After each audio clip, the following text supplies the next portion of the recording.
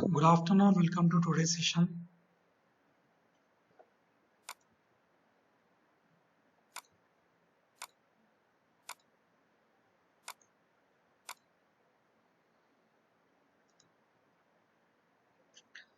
So, in the previous session, I have explained about automatic pallet changer, care and maintenance of CNC machines, and some of the trouble areas in NCR CNC machines.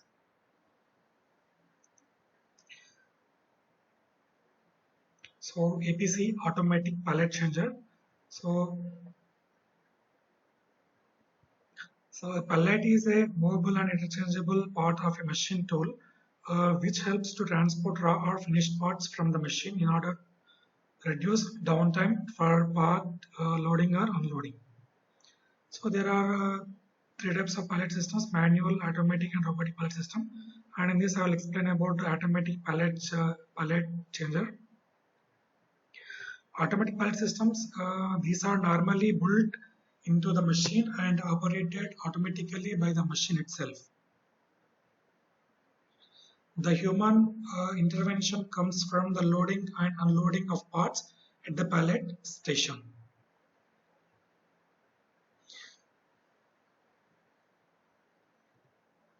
And types of automatic pallet changing systems. Uh, First one, shuttle type pallet changes. Pallet with the parts after completion that would leave the inside of a machine on rails. Second pallet is then pushed into the machine.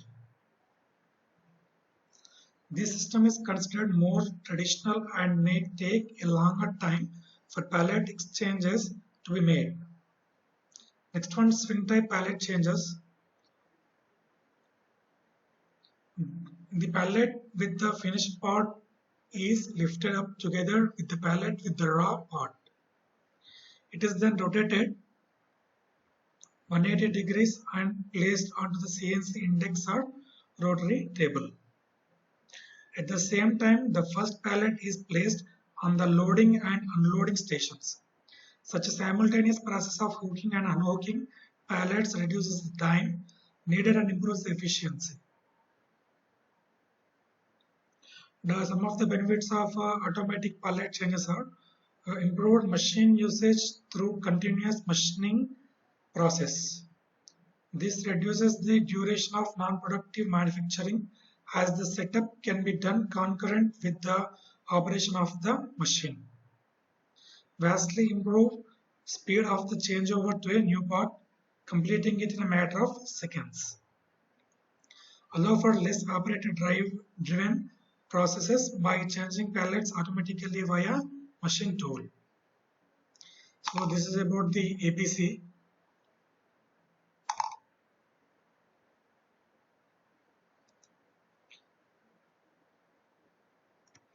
So care and maintenance of CNC machines. The chips accumulated at the cutting zone of the CNC machine tool should be removed periodically. Otherwise, it can affect the cutting process and the quality of the finished product. Since the CNC machines are under continuous automatic operation, various types of collapsible guards and covers are used to protect the elements of CNC machine tools, such as machine guides, machine guideways, drive screws, transducers, etc. To ensure safe working conditions, the CNC machines are provided with metallic or plastic guards. CNC machines should be run in controlled atmosphere, otherwise the accuracy of the machining will be affected. CNC machines should be run with periodic maintenance to prevent the breakdown of it during machining. Breakdown of any CNC machine is costly affair due to high breakdown cost and high inventory of the spare parts.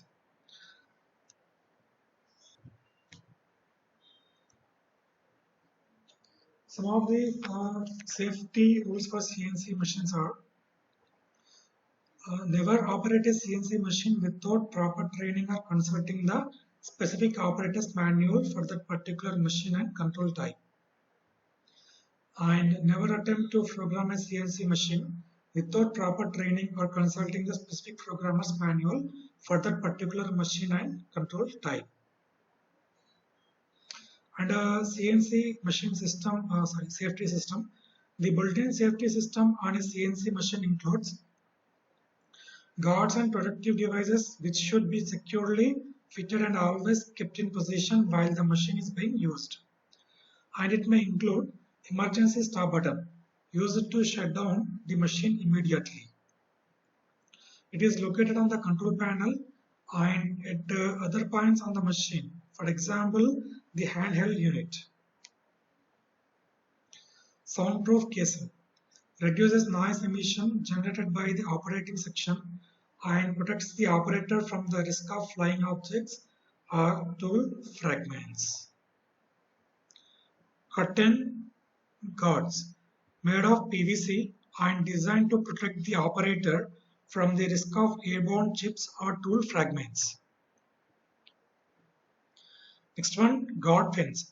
The fence marks the working area in which the machine moves. It protects the operator from the risk of interference with moving parts. The guards may be of an open type or made of mesh.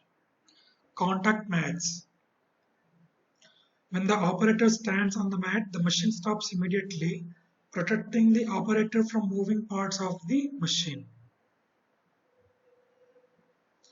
Under some of the personal guidelines using CNC machine are always wear safety glasses and hearing protection when operating CNC machines. Always wear safety glasses when closely observing cutting tools. Wear safety boots or other suitable footwear. Always keep hands clear of moving parts during machining operations. Avoid contact with cutting edges when handling tools or changing tools by hand.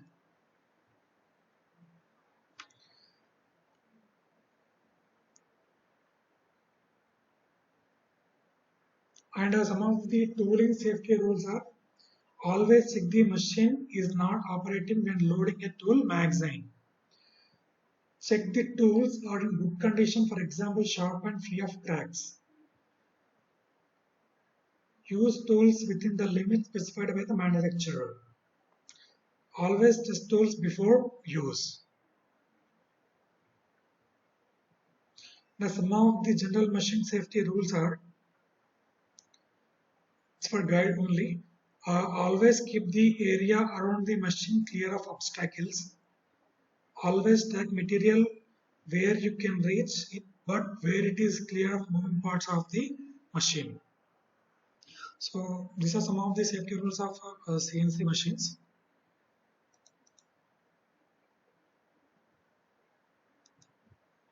So which I have explained earlier. Safety system includes emergency stop button, soundproof casing, gauze and contact mats. And some of the trouble areas in CNC or NC machines are power supply, lubrication, assembly, environment, soft removal, guarding and safety.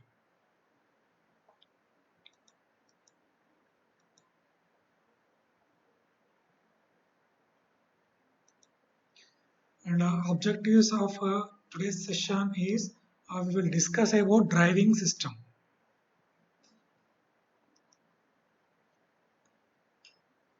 So driving system, it is an important component of a CNC machine as the accuracy and repeatability depend very much on the characteristics and performance of the driving system.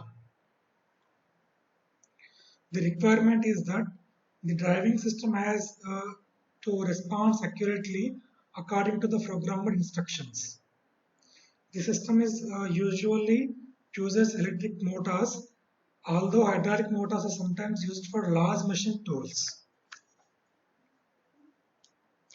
The motor is coupled either directly or through the gearbox to the machine lead screw to move the machine slide or the spindle.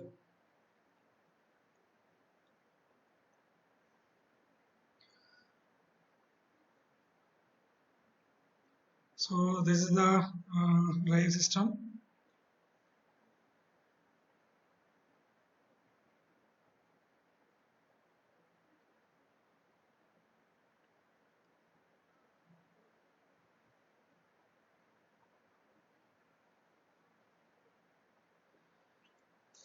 So spindle drives.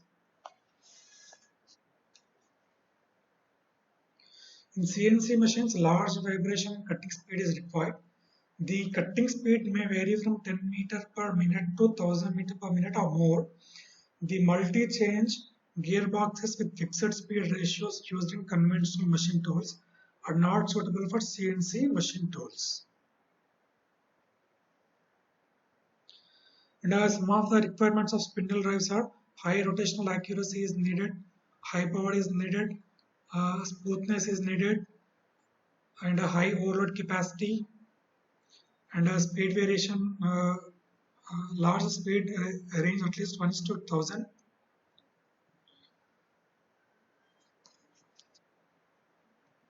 So these are the types of spindle drives used in CNC machine.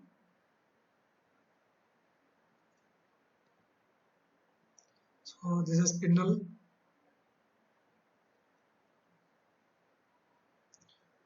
I'll explain about spindle drives once again. In CNC machines, large variations in cutting speed is required.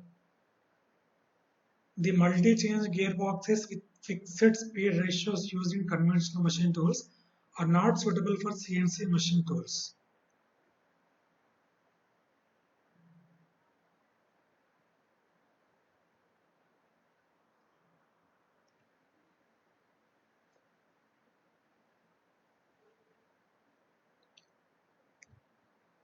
So for spindle drives, we will use, for example, DC drives and AC drives.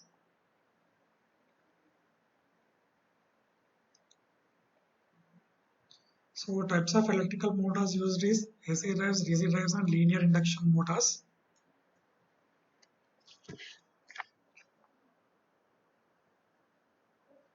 And we'll use stepping motors also.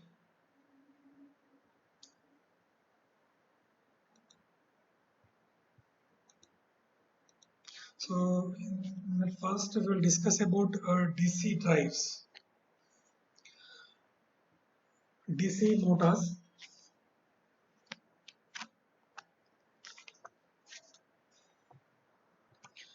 This is the most common type of feed motors used in machines. The principle of operation is based on the rotation of an armature winding in a permanently energized magnetic field. The armature winding is connected to a commutator, which is a cylinder of insulated copper segments mounted on the shaft. DC current is passed to the commutator through carbon brushes, which are connected to the machine terminals. The change of the motor speed is by varying the armature voltage, and the control of the motor torque is achieved by controlling the motor's armature current. In order to achieve the necessary dynamic behavior, it is operated in a closed loop system equipped with sensors to obtain the velocity and position feedback signals. The working principle of DC motor.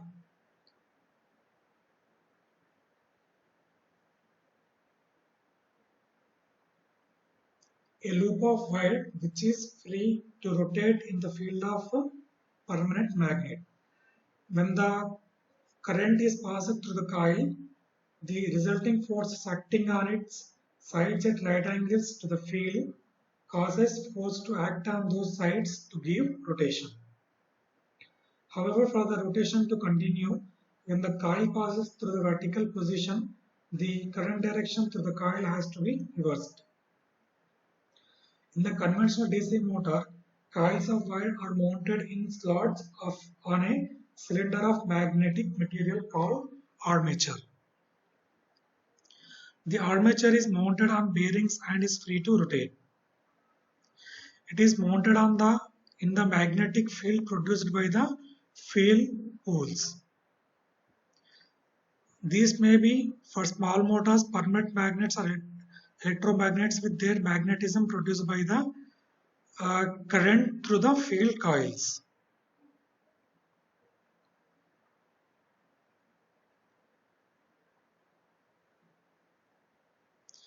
And in this, the ends of each armature coil are connected to adjacent segments of a segmented ring called commutator with electrical contacts made to the segments through carbon contacts called brushes. As the armature rotates, the commutator reverses the current in each coil as it moves between the field poles. This is necessary if the forces acting on the coil are to be remain acting in the same direction and so the rotation continue. The direction of the rotation of the DC motor can be reversed by reversing either the armature current or the field current. I'll explain about working principle once again. A loop of wire which is free to rotate in the field of a permanent magnet. When a current is passed through the coil, the resulting forces acting on its sides at right angles to the field cause forces to act on those sides to give rotation. However, for the rotation to continue, when the coil passes through the vertical position, the current direction through the coil has to be reversed. In the conventional DC motor, coils of wire are mounted in the slots on a cylinder of magnet material called armature. The armature is mounted on bearings and is free to rotate. It is mounted in the magnetic field produced by field poles. These may be, for small motors, permanent magnets or electromagnets with their magnetism produced by a current through the field coils.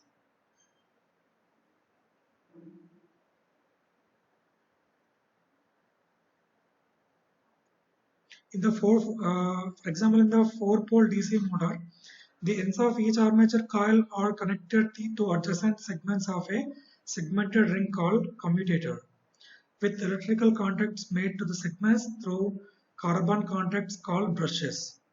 As the armature rotates, the commutator reverses the current in each coil as it moves between the field poles. This is necessary if the forces acting on the coil are to be remain acting in the same direction and so the rotation continue. The direction of rotation of the DC motor can be reversed by reversing either the armature current or the field current. So this is about the working principle of the DC motor.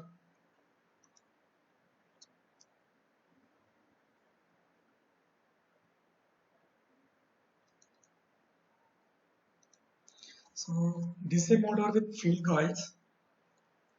DC motors with field coils are classified as series, shunt, compound and separately excited according to how the field windings and armature windings are connected.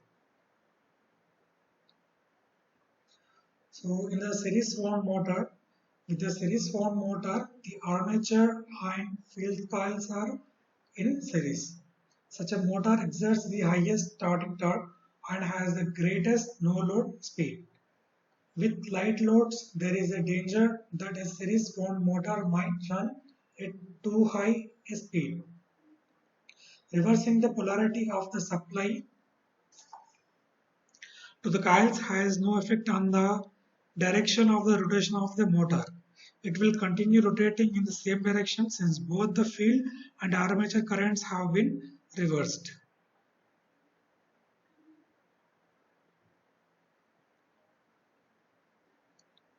I'll explain about series wound motor once again. With the series wound motor, the armature and fields coils are in series. Such a motor exerts the highest starting torque and has the greatest no-load speed. With light loads, there is a danger that a series wound motor might run at too high speed.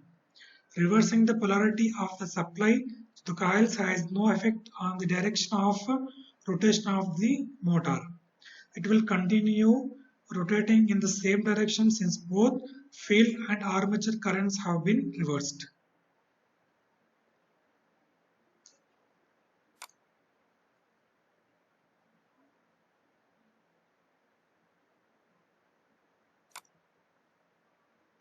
So next one, shunt wound motor. With the shunt wound motor, the armature and field coils are in parallel. It provides the lowest starting torque. a much lower no load speed and has good speed regulation. Because of this almost constant speed regardless of load, shunt mode motors are very widely used. To reverse the direction of rotation, either the armature or field supplied must be reversed. For this reason, the separately excited windings are preferable for such a situation. I'll explain once again about shunt wound motor. With the shunt wound motor, the armature and field coils are in parallel. It provides the lowest starting torque, a much lower no load speed and has good speed regulation. Because of this almost constant speed regardless of load, shunt wound motors are very widely used. To reverse the direction of rotation, either the armature or field supplied must be reversed. For this reason, the separately excited windings are preferable for such a situation. Next type is compound motor. The compound motor has two field windings, one in series with the armature and one in parallel. Compound wound motors aim to get the best features of the series and shunt wound motors, namely a high starting torque and high speed, good speed regulation. Let me explain about compound motor once again. The compound motor has two field windings, one in series with the armature and one in parallel. Compound wound motors aim to get the best features of this series and shunt wound motors, namely a high starting torque and good speed regulation. Next one, separately excited motor. The separately excited motor has a separate control of the armature and field currents and can be considered to be a special case of the shunt wound motor.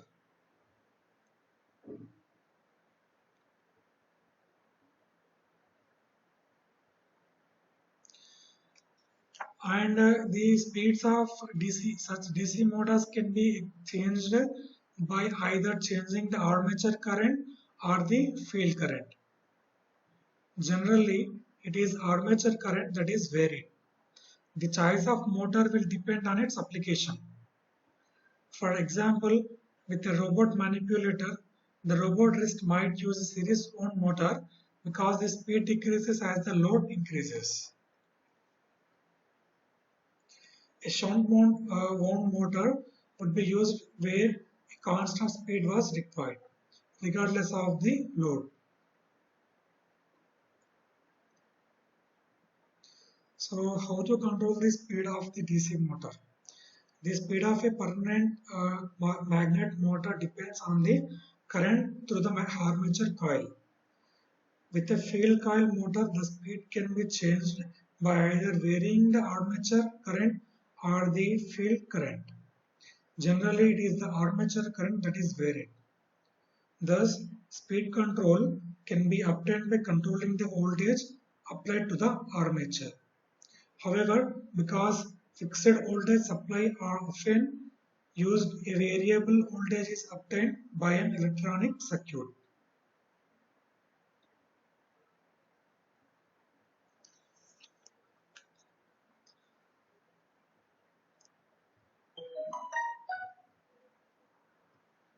So, in DC motors, by means of controlling signals emanating from the microprocessors, in such cases, the technique known as pulse width modulation (PWM) is generally used.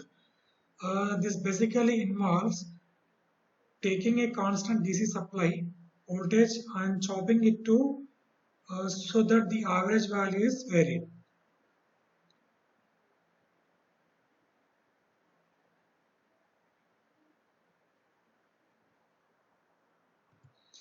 And in this, the transistor is switched on or off by means of a signal applied to its base. The diode is to provide the path for current which arises when the transistor is off as a result of the motor acting as a generator. Such a circuit can only be used to drive the motor in one direction.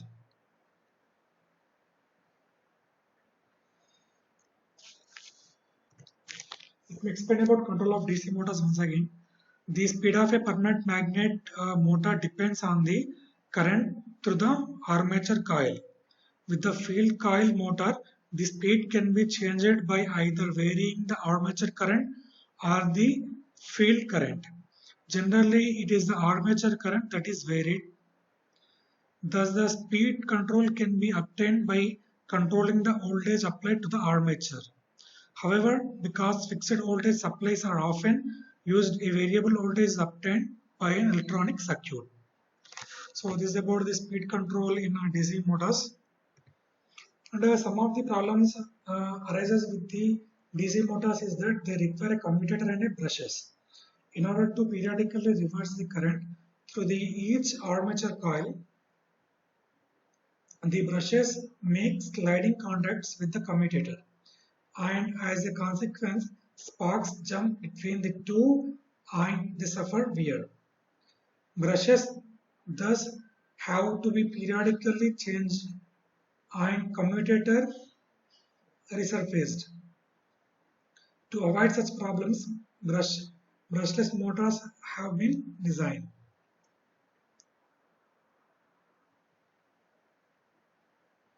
Essentially, they consist of a sequence of stator coils and a permanent magnet rotor.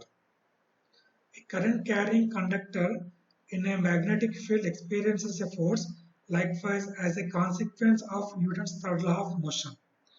The magnet will also experience an opposite and equal force. With the conventional DC motor, the magnet is fixed and the current carrying conductors made to move. With the brushless permanent magnet DC motor, the reverse is the case. The current carrying conductors are fixed and the magnet moves. The rotor is a ferrite or ceramic permanent magnet. The current to the stator coils is electronically switched by the transistors in sequence around the coils. The switching being controlled by the position of the rotor so that there are always forces acting on the magnet causing it to rotate in the same direction.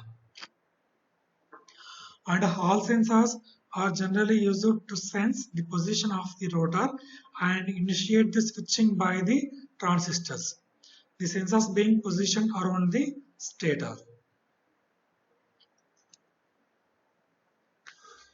So this is about the brushless permanent magnet DC motors. Let me explain about it once again. The problem with DC motors is that they require a commutator and the brushes in order to periodically reverse the current through each armature coil. The brushes make sliding contacts with the commutator, and as a consequence, sparks jump between the two and they suffer wear. Brushes thus have to be periodically changed and commutator resurfaced. To avoid such problems, brushless motors have been designed. Essentially, they consist of a sequence of stator coils and a permanent magnet rotor. A current carrying conductor in a magnetic field experiences a rotor. Likewise, as a consequence of Newton's third law of motion, the magnet will also experience an opposite and equal force. With the conventional DC motor, the magnet is fixed and the current carrying conductors made to move. With the brushless permanent magnet DC motor, the reverse is the case. The current carrying conductors are fixed and the magnet moves. The rotor is the ferrite or ceramic permanent magnet. The current to the stator coils is electronically switched by the transistors in a sequence around the coils.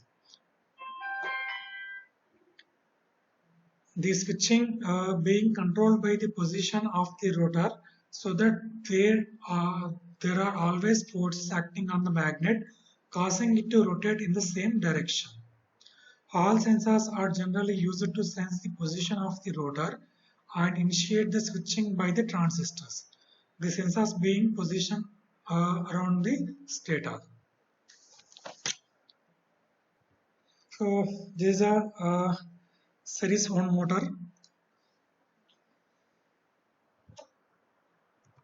So this is a shunt excited DC motor.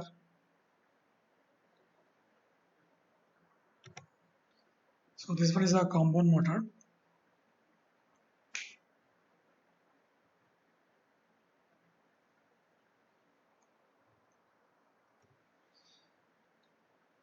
So next one is the AC servo motors.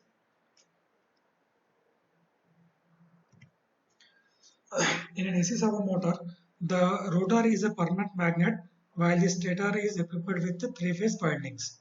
The speed of the rotor is equal to the rotational frequency of the magnetic field of the stator, which is regulated by the frequency converter.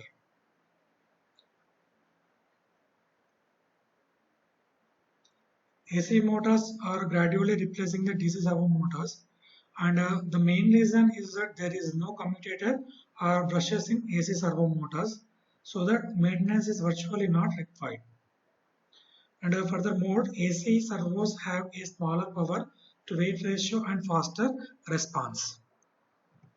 And alternating current motors can be classified into two groups: single phase and polyphase, with each group being further subdivided into induction and synchronous motors.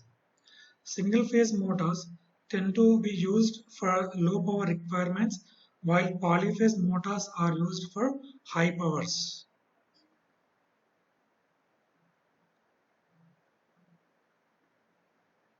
Induction motors tend to be cheaper than synchronous motors and are thus very widely used.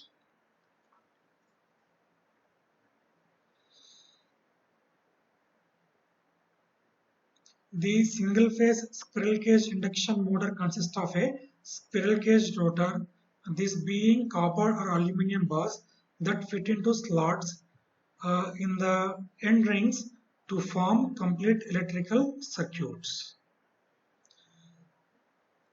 There are no external electrical connections to the rotor. The basic motor consists of this rotor with a stator having a set of windings. When an alternating current passes through the stator windings, an alternating magnetic field is produced.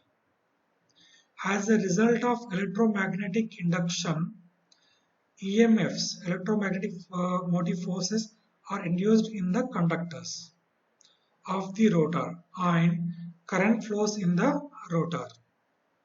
Initially, when the rotor is stationary, the forces on the current carrying conductors of the rotor in the magnetic field of the stator are such as to result in no net torque. The motor is not self-starting. A number of methods are used to make the motor self-starting and give the initial impetus to start it. One is to use an auxiliary starting winding to give the rotor an initial push. The rotor rotates at a speed determined by the frequency of the alternating current applied to the stator. For a constant frequency supply to a two-pole single-phase motor, the magnetic field will alternate at this frequency. This speed of rotation of the magnetic field is termed as synchronous speed.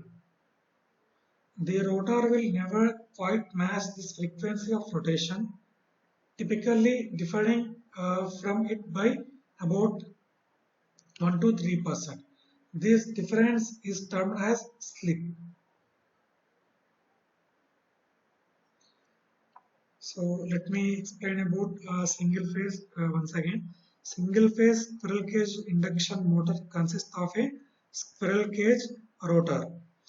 This being copper or aluminum bars that fit into slots in end rings to form complete electrical circuits.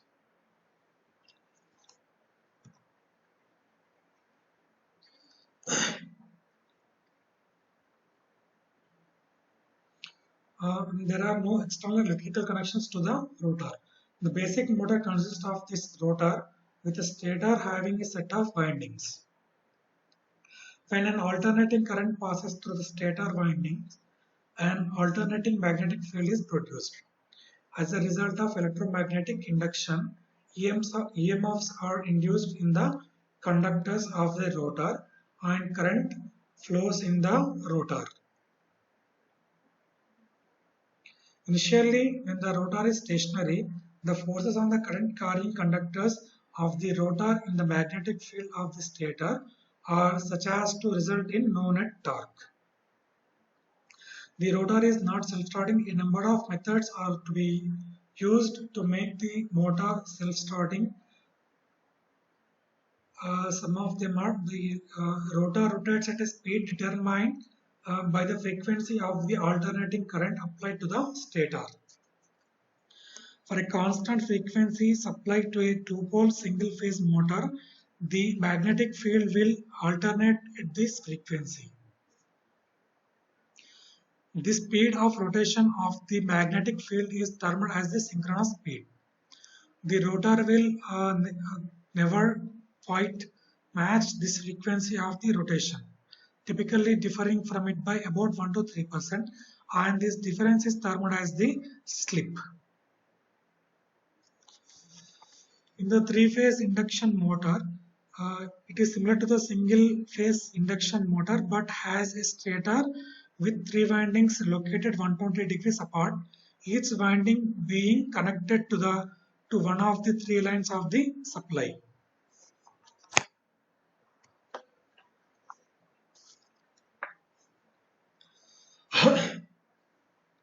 So the three-phase induction motor is similar to the single-phase induction motor but has a stator with the three windings located 120 degrees apart. Each winding being connected to one of the three lines of the supply. Because the three phases reach their maximum currents at different times, the magnetic field can be considered to rotate around the stator poles, completing one rotation in one full cycle of the current. The rotation of the field is much smoother than with the single phase motor.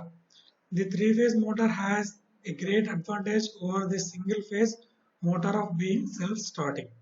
So the direction of the rotation is reversed by interchanging any two of the line connections, this changing the direction of rotation of the magnetic field.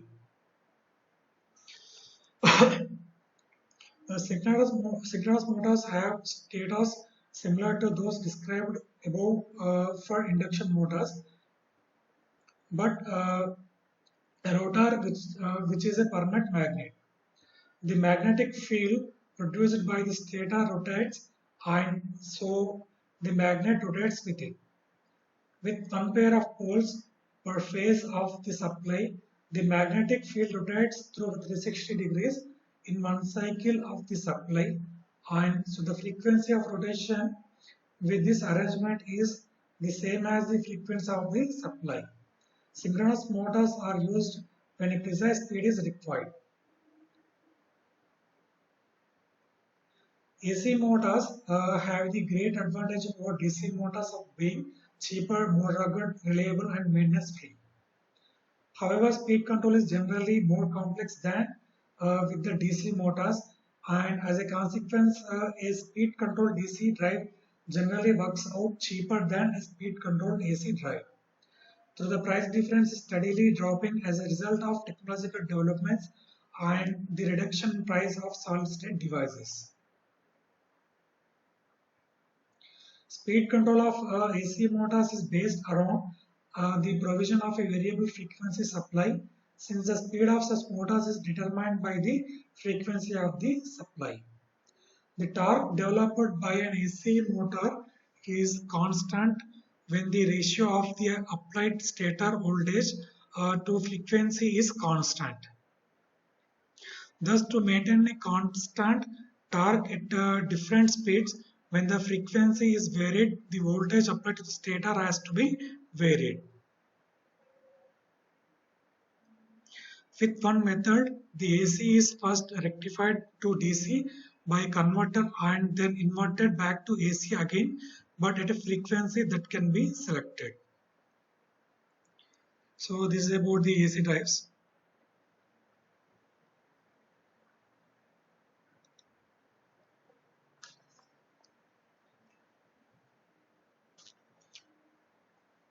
A linear electric motor is an AC rotary motor laid out flat. The same principle is used to produce torque in rotary motors is used to produce force in the linear motors.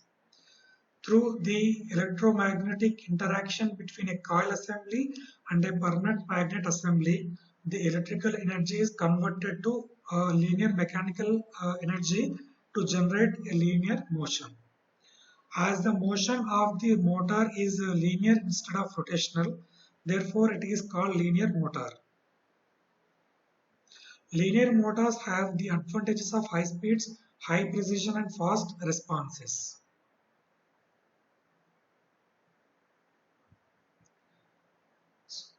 Among different designs of linear motors, permanent magnet brushless motors demonstrate a high force density, high maximum speed, and stable force constant.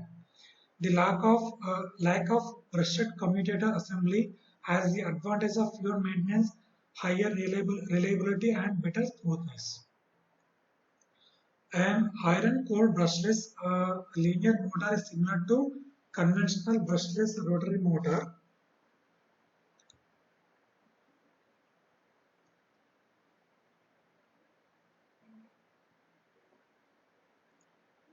The unrolled rotor is a stationary plate consisting of magnets tiled on an iron back plate, and the unrolled stator is a moving coil assembly consisting of coils on around a laminated steel core.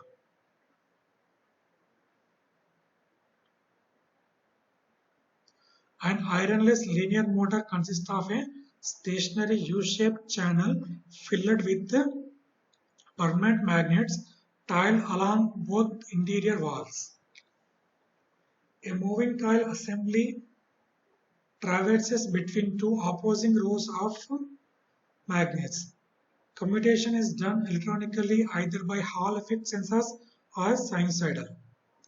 The ironless linear motor has the advantage of lower core mass, lower inductance, and no clogging for smooth motion, as the ironless motors have no attractive forces between the frameless components. So this is about the linear motor. So let me explain it once again. A linear electric motor is an AC rotary motor laid out flat. The same principle used to produce torque in rotary motors is used to produce force in linear motors.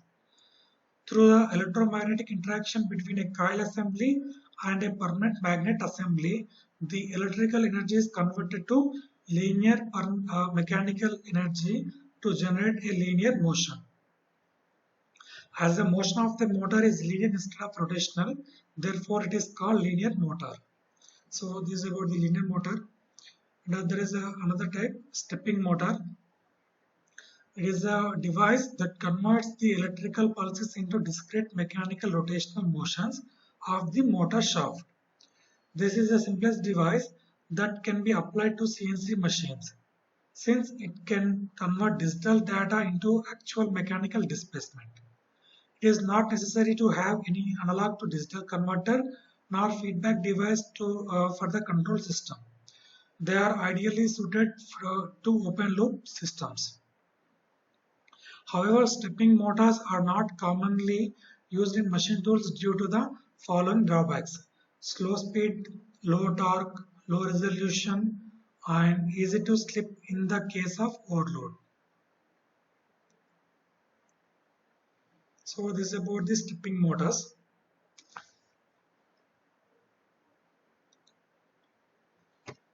So summary. So driving system, the driving system is an important component of a CNC machine as the accuracy and repeatability depend very much on the characteristics and performance of the driving system. The requirement is that the driving system has to respond accurately according to the programmed instructions. The system usually uses electric motors, although hydraulic motors are sometimes used for large machines tools. The motor is coupled either directly or through the gearbox to the machine lead screw to move the machine slide or the spindle. And the spindle drives in CNC machines, large variations in cutting speeds is required. The cutting speed may vary from 10 meter per minute to 1000 meter per minute or more. The multi-change gearboxes with fixed speed ratios used in conventional machine tools are not suitable for CNC machine tools.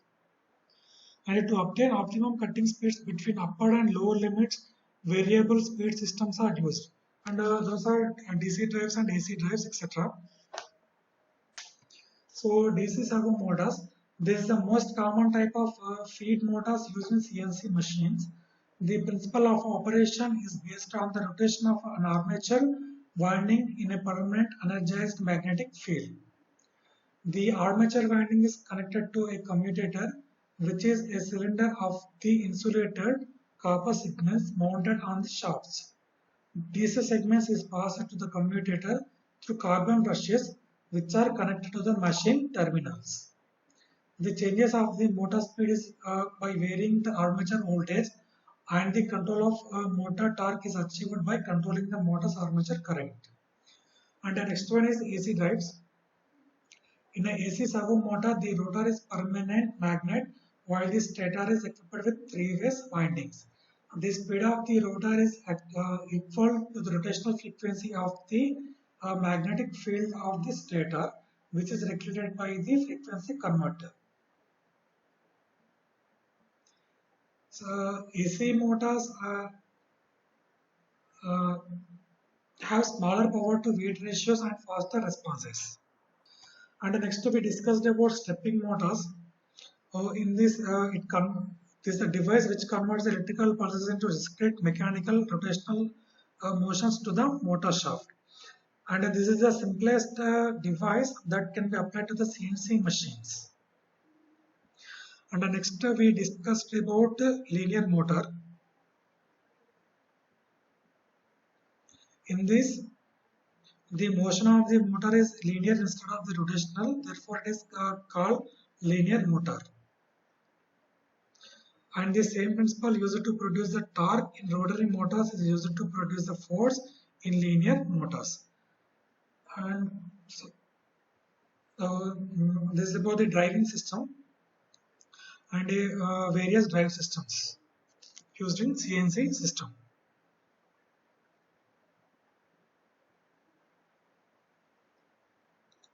Thank you.